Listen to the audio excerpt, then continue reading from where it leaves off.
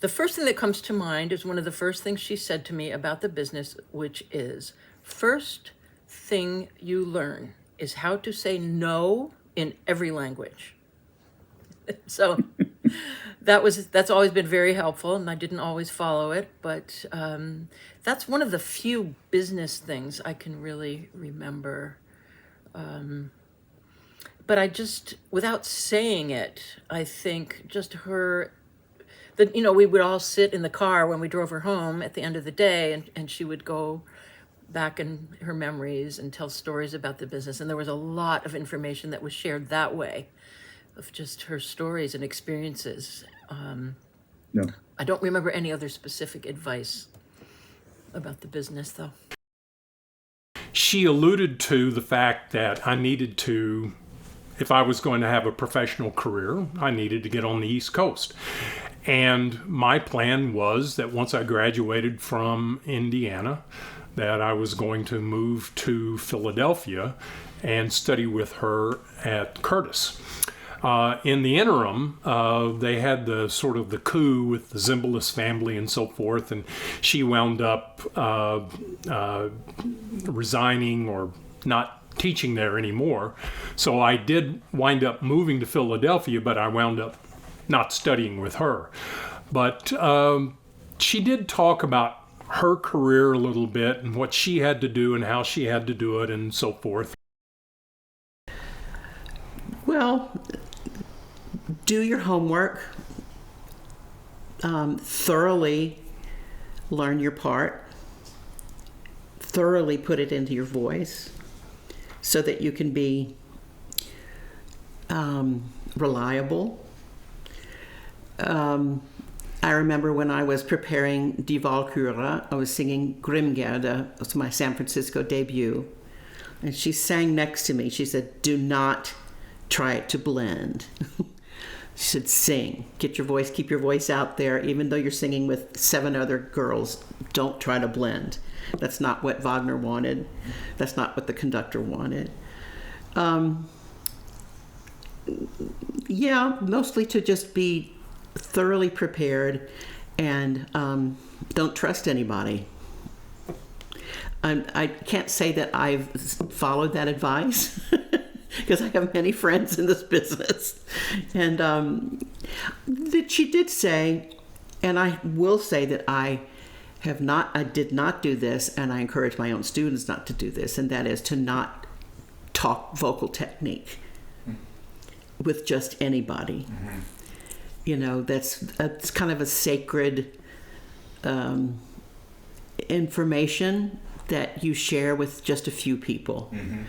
And I remember she said, where did you practice? And I said, I warmed up while I was putting on my mascara. She says, absolutely not. You need to focus on putting on your mascara.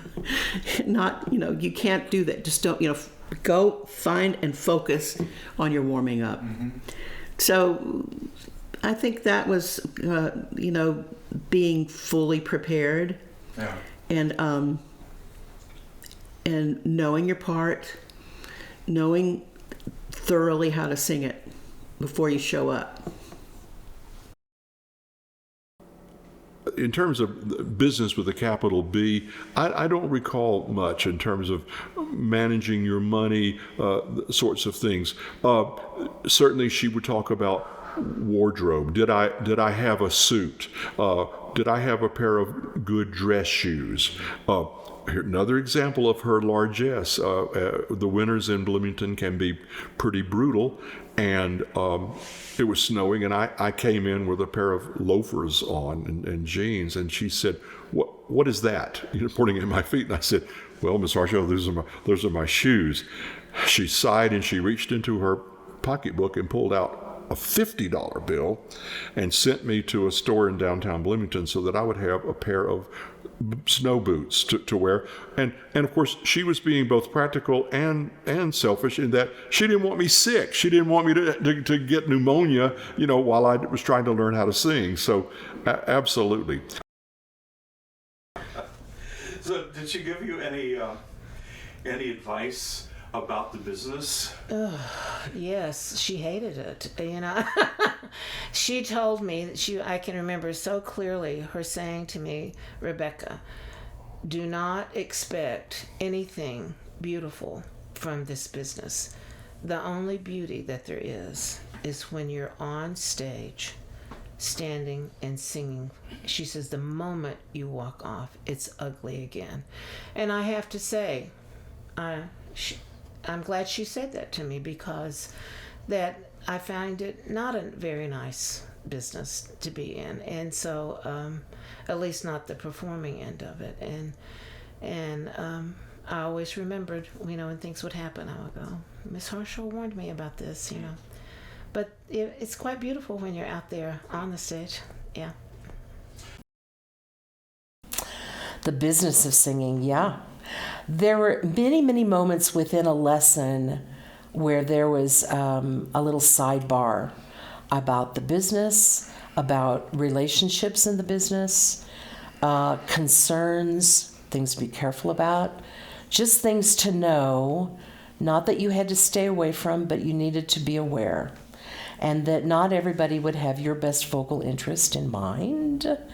And all the more reason you had to know yourself really well. And that you had to be really, really technically solid. Because then you could stretch it out and do things that may be questionable whether you should do that or not. But if your technique was good, you'd live through it. You'd figure out for yourself, am I ever doing that again? No. Or yes, this felt great. And she would constantly say, you and I can always talk about whether it's a good idea, but you have to always make the decision. So the more you know yourself, you understand your voice, you will make that decision. That was a big one. Finances were a big one. She saw too many of her own colleagues end their life in poverty.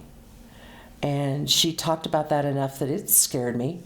And I started thinking about, so I'm going to do this Messiah in 2 weeks, and it only pays $500, but I'm saving $100 of it.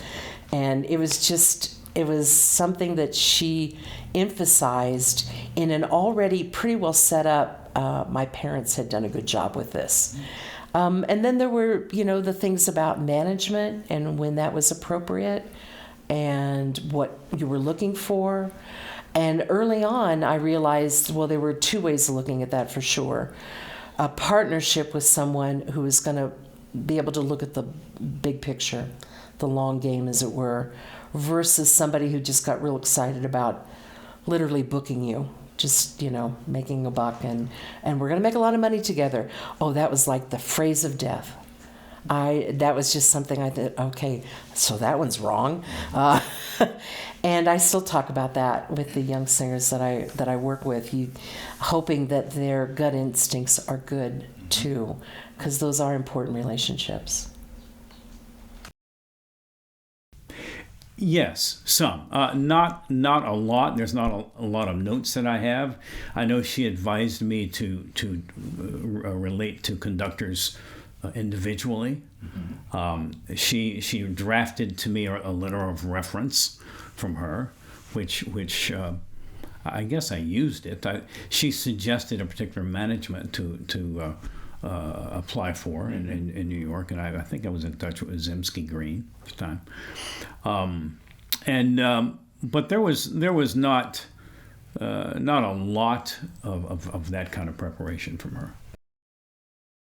She used to say two big things. She first said, when you go, at that point in time, she died before my career really took off on any level professionally. Just young artist programs, and she knew I had made my debut, and she knew that I had some bigger things coming up, but unfortunately she passed away way early in my career. So how I wish that she would have been there longer, because I definitely needed her especially when I transitioned to soprano. But she said, as you go out into the business, you've got to get rid of your student mentality, because she said coaches, conductors will sort of smell that, and they will they'll give you every note, they'll do it all the time, and they'll constantly pick on you. And so you need to go in as a professional, and this is what I do. And it's not that you weren't you could accept notes, but you didn't want to appear needy like a student. And I thought that was really, really helpful. Otherwise, I think I might have gotten eaten alive. The other one is that she said, before you go into the business, she said, you want to put your armor on. And she said, you wear your armor, and that way all the criticism and all the negative things that might come to you, and reviews, conductors that you work with that don't like you, stage directors that work with you and don't like you, all of the negativity, none of it, I think she meant, none of it gets to your soul. Yeah, none of it gets to the core of the person that you are.